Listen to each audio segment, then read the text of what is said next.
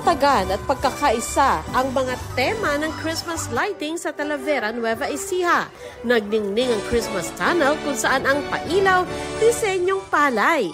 Pagpupugay yan sa mga magsasaka at sa kanilang mga sakripisyo at tagumpay. Bukod sa pailaw, may night market at food bazaar. Carnival naman ang tema ng Christmas display sa Manawag, Pangasinan. Bukod sa giant Christmas tree, nagdingning din ang Belen at buong plaza.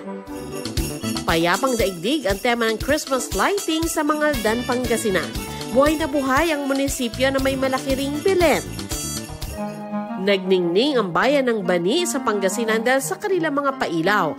Ibinida ang Christmas tree na gawa sa kawayan. May bersyong mas maliit din na pinalamutian ng parol. Tampok din sa disenyo ang produkto nilang pakwan. Sa Tarlac, ipinagdiwang ang pagkilala sa makukulay na mga Belen sa ika-18 Belenismo. 29 na makukulay at nagniningning na Belen ang pinarangalan sa iba't ibang kategorya. Bida ang pang-world class na talento na ipinamalas ng mga Tarlakenyo. Ramdam na rin ang paghahanda sa Pasko sa ibang panig ng mundo. Katulad sa Rio de Janeiro sa Brazil, kung saan pinailawan ng isang higanteng Christmas tree sa gitna ng dagat. Sintaas ito ng 30 palapag na gusali. Mahigit 2 milyong ilaw ang ginamit. Sinundan pa ng pagpapailaw ng makulay na fireworks display.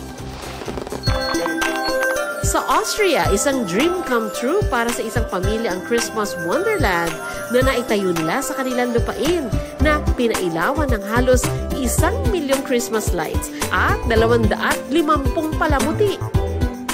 Gingerbread City naman ang nagpatamis sa paghihintay ng Pasko sa London. Dinisenyo ng mga arkitekto ang nasa 50 gingerbread buildings kung saan ibinida ang ilang kilalang pasyalan katulad ng Big Ben. Meron ding gingerbread house competition sa Sweden. Halaw ang ibang disenyo sa Titanic at sa tanyag na museyong The Louvre.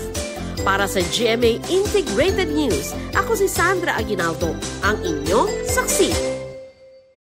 Mga kapuso, maging una sa saksi. Mag-subscribe sa GMA Integrated News sa YouTube para sa iba't ibang balita.